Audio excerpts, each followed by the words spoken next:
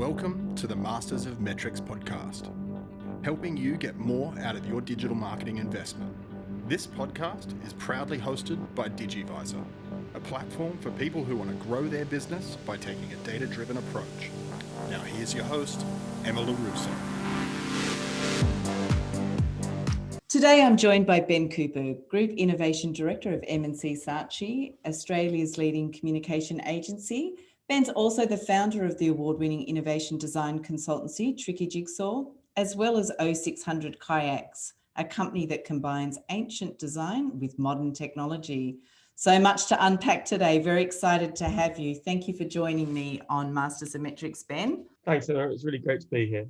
So Ben, obviously we go back a long time and I've seen a lot of this. Your career's taken you to some really exciting places in terms of creative excellence and product innovation. You and your team have won awards for products such as the NRMA Fire Blanket, which helps people feel safer in their homes, and the Optus Clever Buoy, a world's first shark detection system that won no less than 7 Cannes Lions, and many other innovations. And then also including your own innovative self-assemble kayak as founder of 0600 Kayaks. Amazing. How did innovation start to be such an integral part of your career? How has that driven from your inception to where you are today? Oh, wow. It's a very good question. Yeah, look, I suppose the thing is, it's easy to, not easy, but if you look back, there's a bit of a journey that unfolds. And it started at art college and then went into three-dimensional design at university. And I suppose I was actually reluctant to have a job, and which sounds a bit funny, but I started a t-shirt label that it actually went quite well. But towards the end of that, we were selling online, and I started to take a lot more interest in online than I did in the t-shirts. And as a consequence, I sort of found myself in the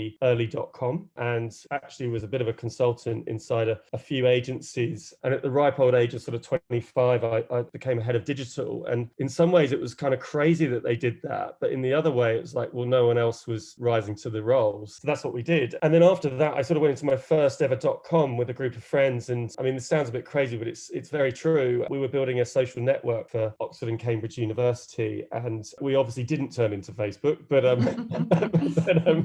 and we just started to hear rumors of it, but the .com bubble did massively burst. And when I got spat out, I found my way to Australia in sort of 2003. And I suppose the thing is, it was kind of funny because all of the investment, that early investment came out of .com businesses, but we all knew it was, it wasn't like it was going anywhere. But it was really funny because everyone had got stung so badly and they'd sort of in a way lost their heads in how they invested in people and business. I found myself sort of working more in pure design to start with, and I went into the one center here. And then really as demand came back, obviously slow at first, but then really fast, I found myself in a really good position and started to head up digital strategy for John and the guys there. And then from there, I sort of moved on to an agency called Host, where we built out a digital capability and did very well, actually. And then I went into a startup again, actually, back into social media with a startup called The Population, which was part of the Photon Group at the time. And ironically, it still was a sort of a bit early on. I was walking into rooms explaining what Facebook was, which is kind of quite crazy to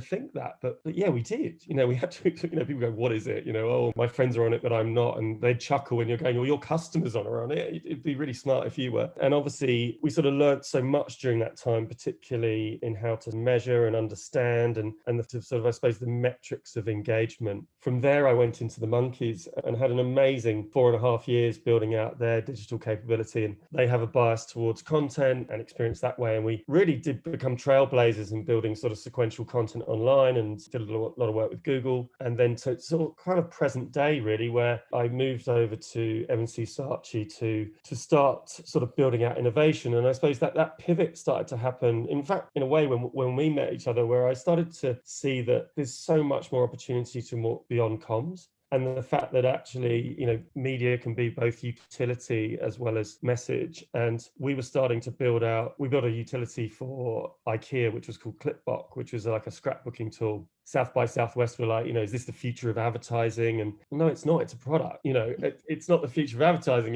This is how we're starting to behave. And that was a great opportunity to start building experiences for people, and everything we knew how to do with regards of getting people's attention and how to get them to use things could be used in building finding things that were truly useful for them. And I suppose that started to get wrapped in the word innovation. To me, that was digital knowledge and digital smarts. And really, I was given the opportunity at M&C to build Tricky off the back of the success of Cleverboy. And really the fact that I think we did set a bit of a benchmark in what innovation meant at the time, at the very least, in how marketing could play a role in bringing products to life. I mean, it is amazing because you were certainly early. I mean, I met you back in 2010 and social wasn't a platform that you were, I mean, yes, even we did, we had to sell it. But what is Facebook as opposed to how you can be leveraging that platform? But to me, it was, you always had this customer at the center of this insight that you were able to glean. And I love how you just told your own story. And it was like started with digital and then there was social. And then now that's kind of fed into this innovation story. And you can just see this play out. So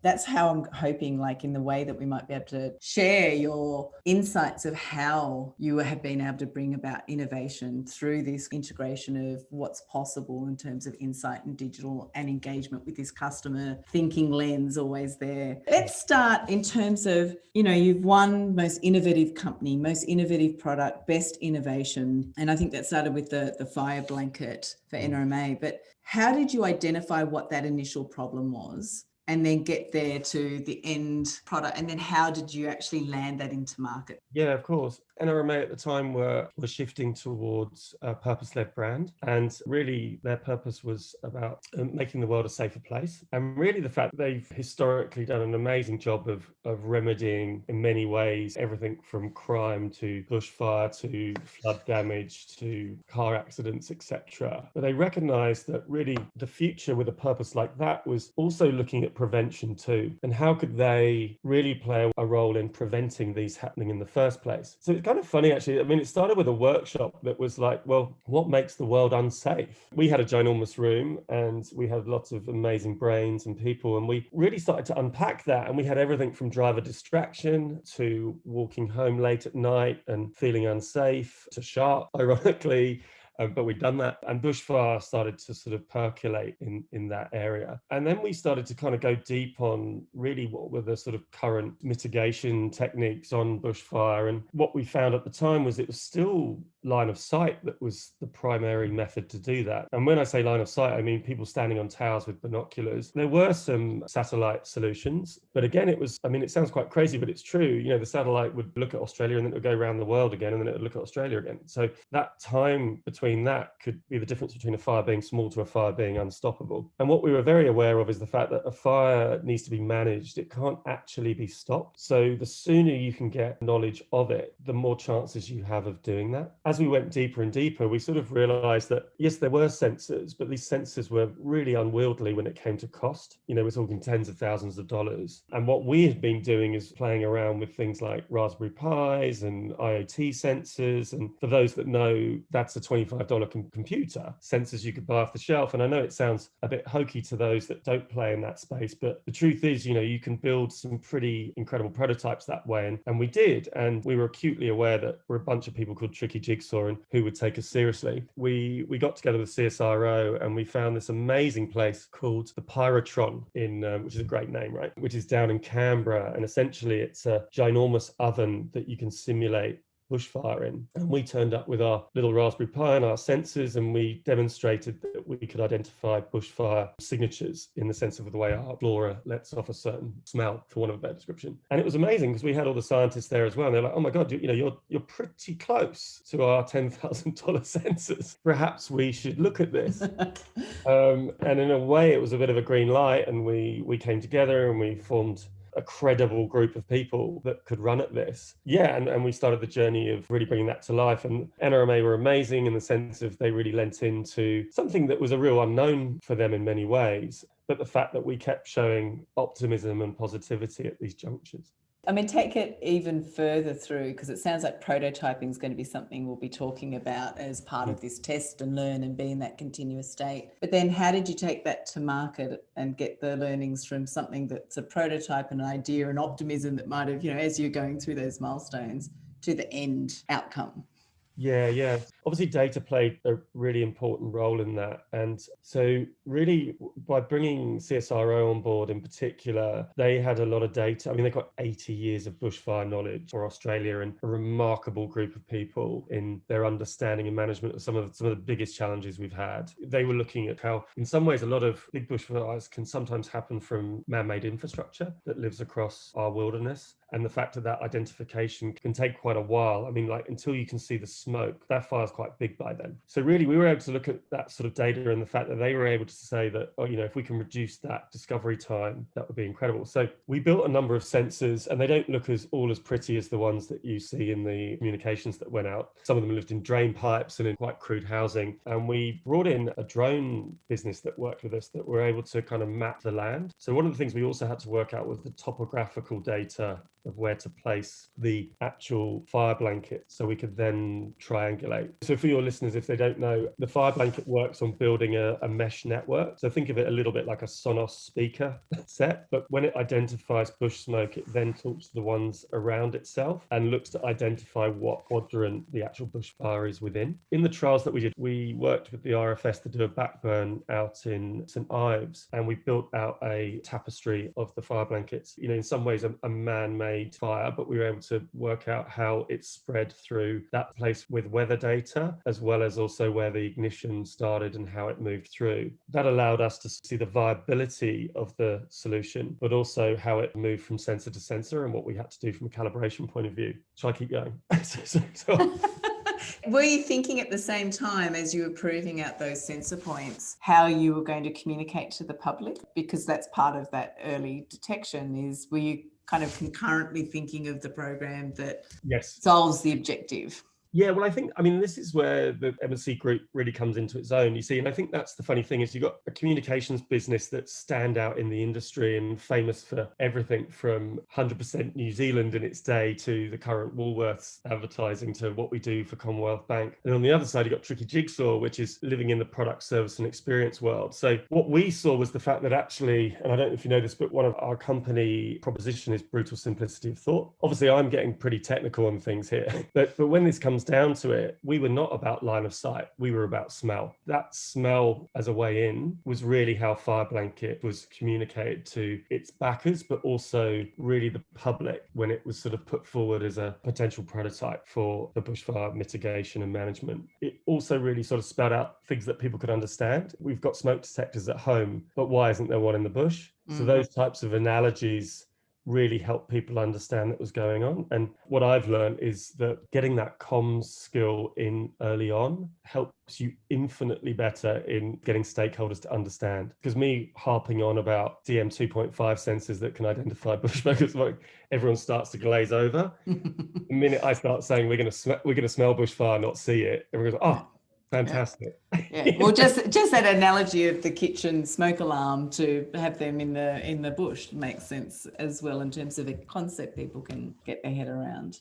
Let's now take it to a personal example, right? So you came up with this idea, and I'm not sure how you came up with the idea, so maybe let us know, but these flat pack kayaks for customers. And I know you had to go through a couple of prototypes till you got where you have. How did you come up with the idea, test, pivot? Where did insights and data come into play? Like, how does someone do this themselves when you don't have that large organization and CSIRO and everyone else helping you? It all starts with a happy accident in many ways. Where it all began was my dad. My dad had a skin-on-frame kayak in the UK, and we would go paddling on the local rivers on it. And I used to think it was super daggy because other people had fiberglass and we had this canvas thing made out of wood. Little did I know that was actually pretty cool, but I didn't think it was cool at the time.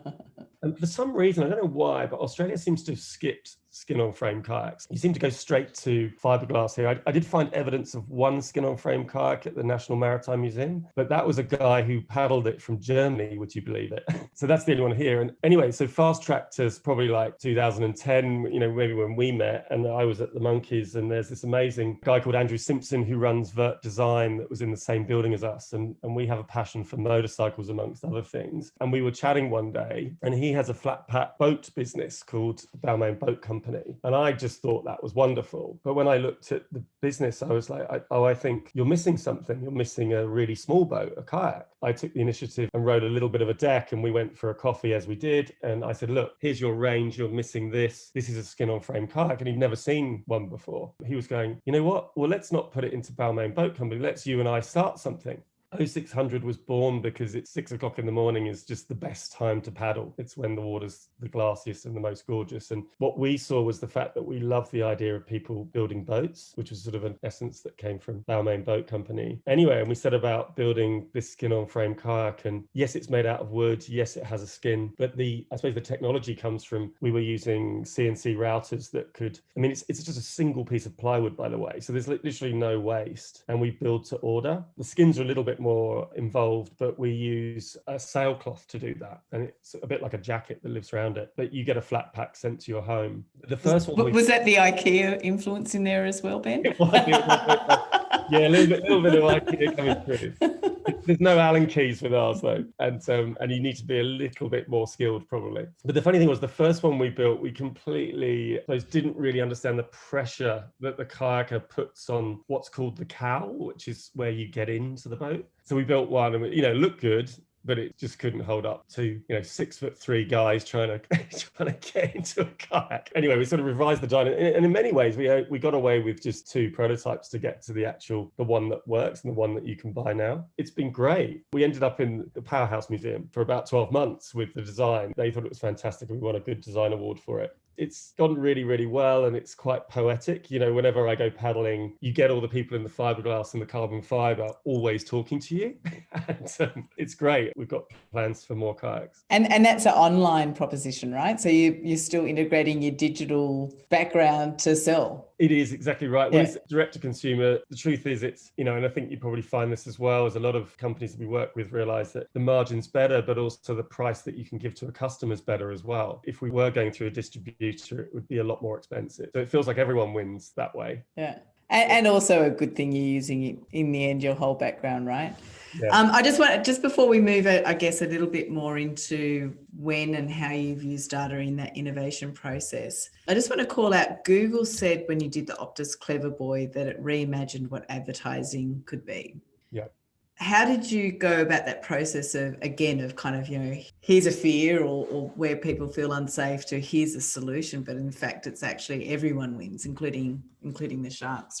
Look, the truth is, Clever Boy was actually underway before I even arrived at M&C, and the actual history is Google were going around the world. It was called Project Rebrief, and they were encouraging communication businesses and their brands to not answer briefs with 60-second commercials. In doing that, they would get behind you and help. And when I say help from a sort of very much from a confidence point of view, but also from a media point of view as well. And they did stuff all around the world, actually. And anyway, they came to us, and essentially this was Optus's brand brief at the time. And it was a real shift in the sense of every year, everyone goes head to head on what the network does and how it performs and things like that. And it's like, well, let's not just say it, let's demonstrate how we can be different. And it was a brief across the whole agency, and there was loads of amazing ideas. There really was, but there was one that, got everyone's attention, which was an Australian problem in many ways. And if you look at our population, where, most of us are all by the coast, we're about 20 minutes from the coast. Sharks are, they're part of our life in many ways. The fear was almost the challenge, not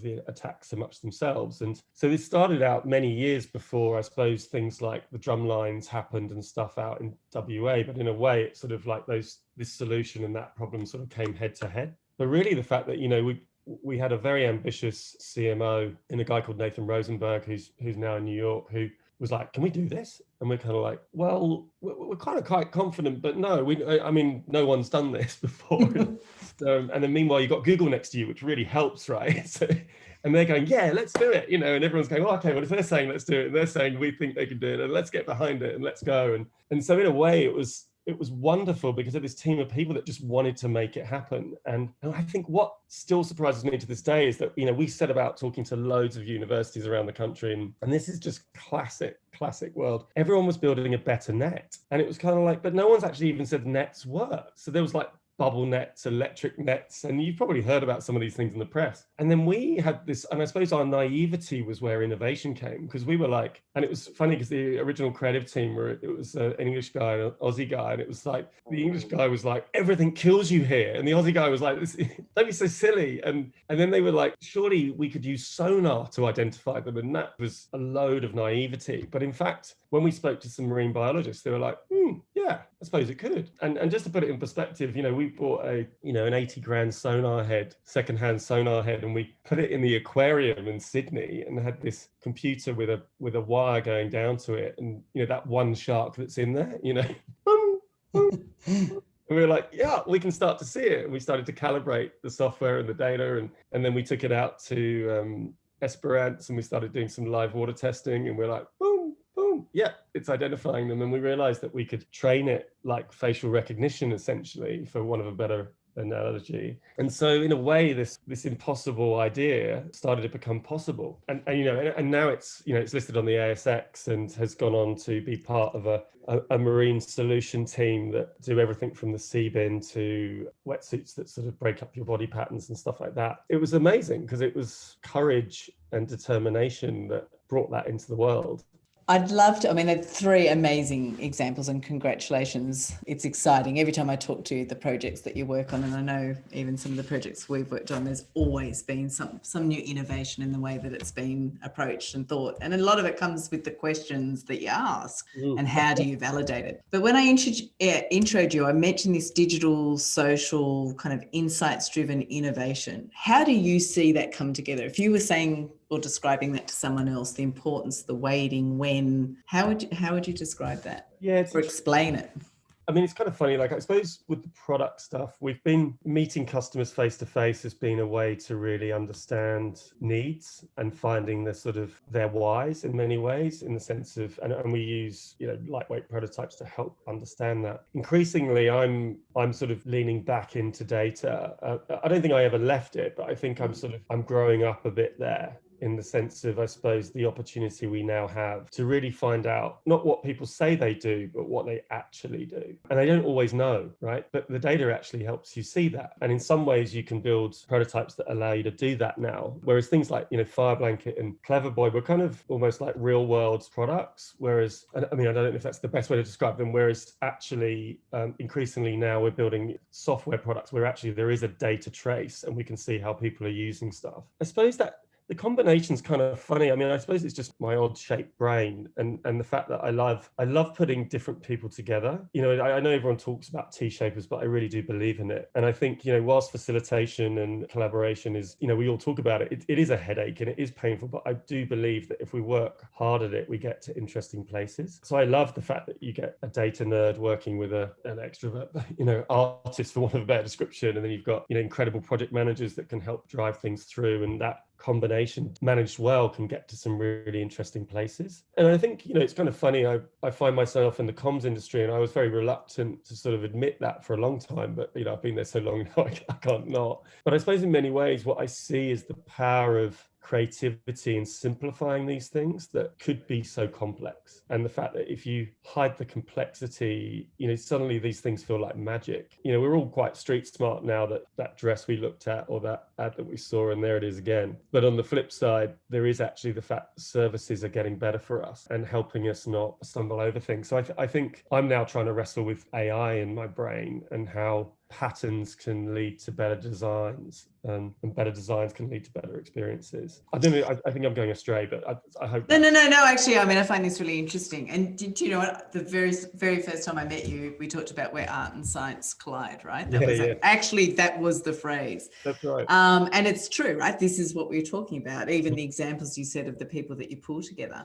Do you think it's easier or harder today to get buy-in to looking at those insights? You talked about the CEO at the start of the journey, the data point of one, my kid's on social, yes. I'm not, or my friend said, these data points of one. But, how has that changed, and when do you integrate insights, and what do you look for so that you can actually find that space to start thinking about it and get the buy-in? Yeah, we're getting better at this, and there's still a lot of room for improvement. But I think the thing is, I think a lot of the time, data is used to measure what you do. rather than inform what you do, right? And so, or at least historically. And I think now, there's incredible tools, Digivisor being one of them, by the way, Thank you. that helps us understand before we act.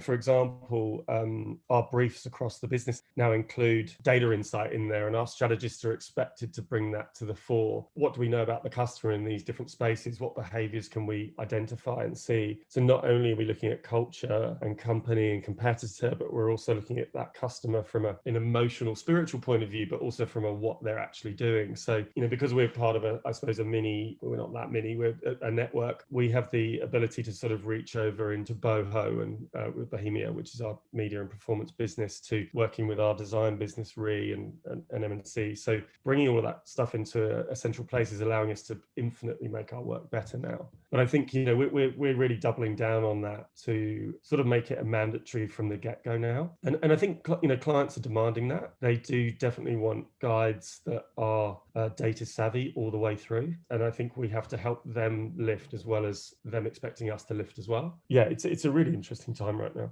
I mean, that's interesting, right? You're saying customers are almost demanding this insights-driven approach. How real time do you see it? How do you make sure that it's still there, right? Because lots of people say it, but then how do you actually even design a product that's taking advantage of those real-time insights? What do you think the opportunities and dangers are there?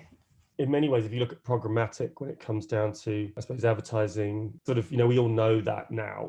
In some ways, we have an understanding, but I still think there's this sort of I call it like the responsible service of data. We've all experienced this. We've actually bought the thing that was and it's still coming after us, right? And when you play in this space, you kind of go, well, that's just wasting a client's dollars and also annoying you to hell. So I think, that's a really micro example of something that everyone knows. Really, what we've got to do is change the DNA of how we make work and build teams around products, so that actually there is a level of real time that can adjust things. Because I believe that whilst, and I use this word wisely, agile's become something that we like to think we're all doing, that there is different levels of skill there. And I think when you look at a proper agile development team, they are literally moving with the product and the needs of the customer, and it's a very different DNA to campaign build and release. We're looking to kind of build that into the way we work, but at the same time, we've got clients that do buy campaigns in blocks, and that 3 months still exists. In the bigger campaigns, you've obviously got the rise of always on now as well, but that always on is more SEO and SEM and those sort of kind of base layers. I'm sort of wandering around answering your question, but I think it's in the product space, we've got a lot to do there. But I think, when you look at your phone and how often an app updates from a certain SaaS product you use, you can see the frequency at which they're moving. And I don't pretend that we're going to suddenly be doing that. But what we definitely will be doing is getting to the first line and showing where that need is and starting to address it, and really allowing those products and services. And what I increasingly see as an opportunity is sort of media utility come to life in a really engaging way to help customers get to what they need.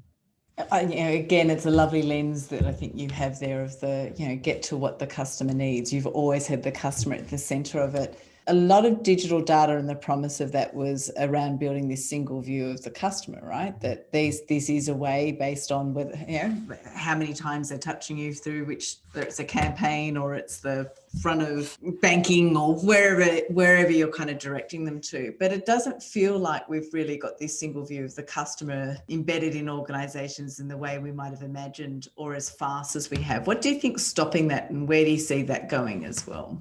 It's a great question. It's kind of funny, isn't it? Because these, it's a bit like the agile thing, right? You sort of go, oh, I better not say it because everyone's been going on about it for a while. Therefore, we must be there, and we're not. Yeah. Everyone's been talking about big data for a while. It's like, but we're not.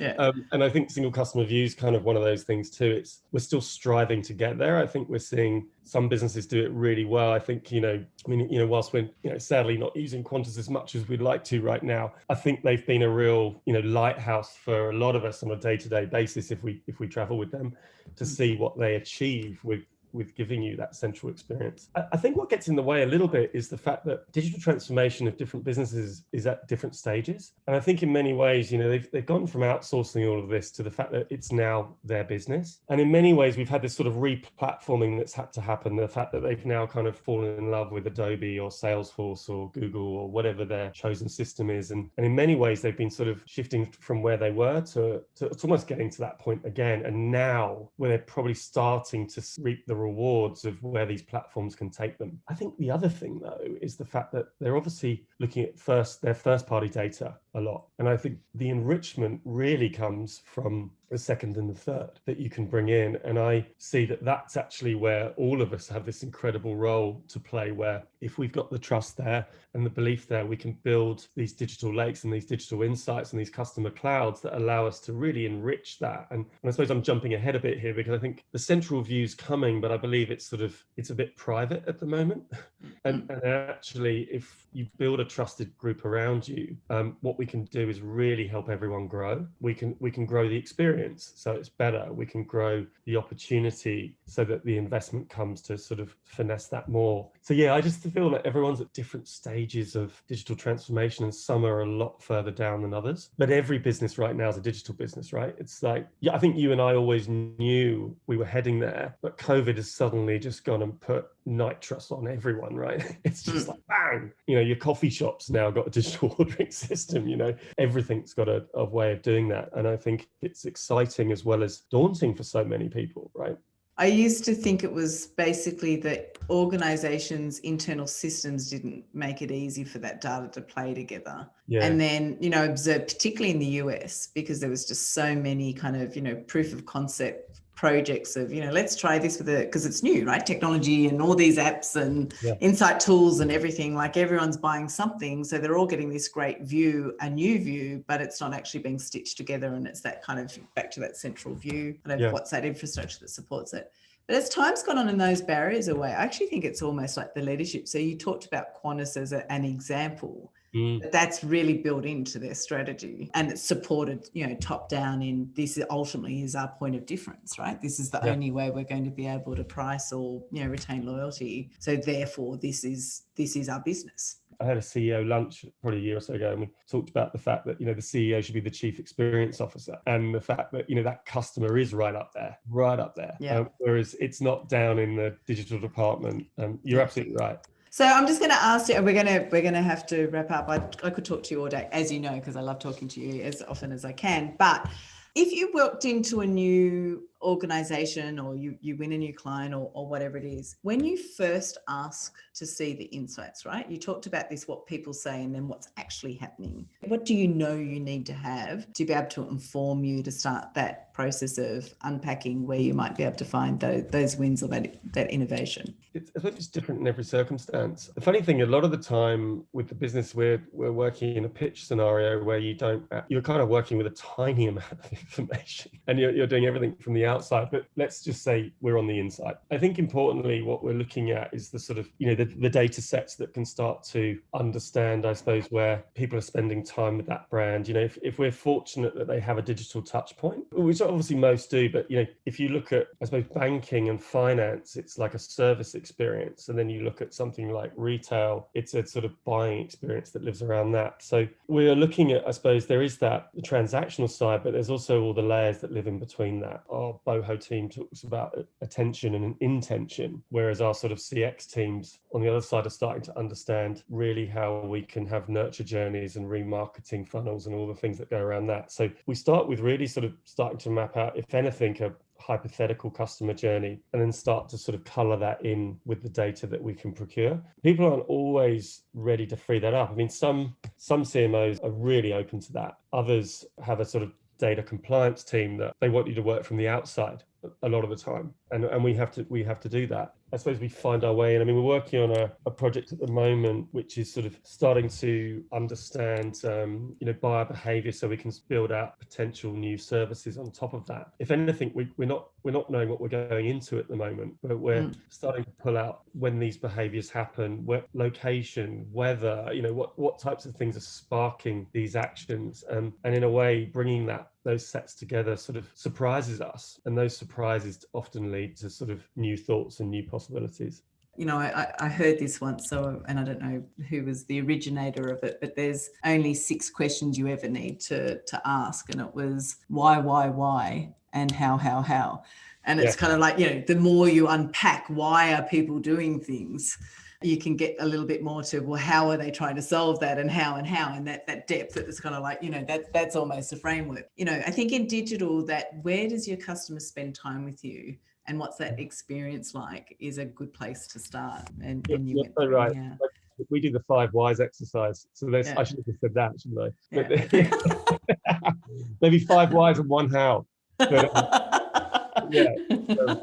Look, Ben, it's been amazing. Is there any project that you want to give a plug for, or questions that are keeping you up at night?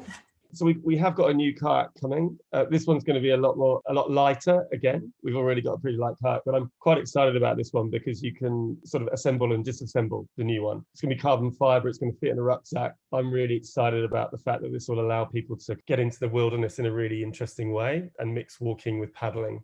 So I'm really excited about that. And we've got lots of ideas about building out these stories of adventure through building a product that kind of connects the two. So look out for that. That'll be 0600. Apart from that, loads of things going on that I probably can't talk about. But watch this space. Sounds amazing. And I love that you started with you used to kayak with your dad. So I'm guessing there'll be a self-assembly motorbike coming as well, right, in the backpacks, since you love motorbiking as much as you do as well. I know. All right, let's go to rapid fire. So this is just whatever comes to mind. What's your guilty pleasure?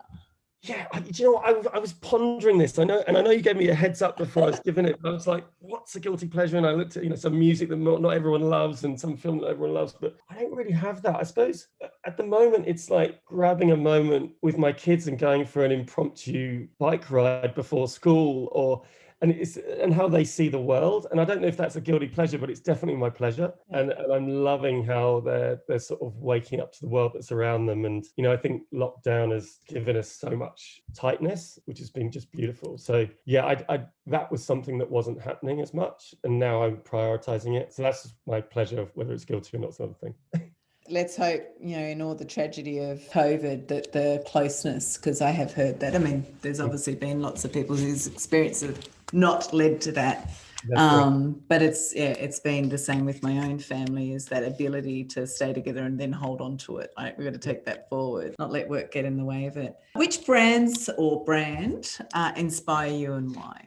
Okay, so I got 3. I'll be really quick though. Tesla, really, because Elon just constantly surprises us with, I'm doing this thing that no one's ever done before, and he does it in 6 months and just blows us away. And I love the fact that he is the moonshot incarnate. I know he's not everyone's cup of tea, but I just love the fact that the man just smashes through impossibility on a daily basis. So I'm very inspired by that. I also love Deus Ex Machina, and it's not because of motorbikes, by the way. I've had the pleasure of meeting Dare Jennings, who's formerly did Mambo, and I just think is this incredible Australian success story. And what I love about it is the fact that he just does what other people say can't be done. It's like, oh, you can't mix motorcycles with surfing, and you can't mix this. And he goes, why? I do. And he's built this world. And I think we sometimes forget that actually the export of Deus is incredible. Like, there are these what they call temples of enthusiasm that live around the world, and we should look at entrepreneurs like him and his ability to build culture and these little worlds that bring passion to life and remind us that we're human. So I love what they do, and the fact that they're growing around the world, and they're planning to build a hotel in Japan, for example, and there's all these incredible things that they're doing. I'd encourage everyone to search out podcasts with Carby and Dare talking about what they do. And then finally, Thank You, the sort of hand sanitizer soap brand. I just love their gusto. I love the fact that they step up to the big guys. They force themselves onto the shelves of Woolworths. And, right now they've got an ultimatum out to Procter & Gamble and the big boys to sort of distribute them around the world and make the world a better place. And I just love that go get it attitude. And I think that's common across those 3 brands. So Tesla, Elon, Deus Ex Machina, and Thank You. And finally, if you could pick an age that you could stay for the rest of your life, what would it be and why? I really struggle with this. I just feel really blessed that I've had just a good time at every time. I mean, I'm sure there's some bad times too. I think it's probably 30. And the reason I say that is I sort of feel like I'd sort of sorted out most things by then. and I was sort of starting to understand myself and ambition more. But I have just been very fortunate to just have this kind of zigzag through life where it's kind of been okay just to try different things. And whilst there is a common thread, I feel like there's all these different chapters. But yeah, I think it's 30. It's amazing. I mean, listeners, anything that Ben Cooper talks that you must also search for and listen to or read. I've always been inspired. Ben, you are amazing. And the track record, even putting this together and trying to pull out highlights, there's just so many firsts and innovations throughout it. But we've always found that passion of that art and science kind of, where that collides. I'm probably more on the science side of it, but you're in the middle of it. You're absolutely where that collide happens, and it's very exciting to see what you've done. Well done. So thank you for joining us today on Masters of Metrics. Thanks so much, Emma. I've really enjoyed it. Thank you. This podcast is hosted by Digivisor, and I'm Emma LaRusso. Bye for now.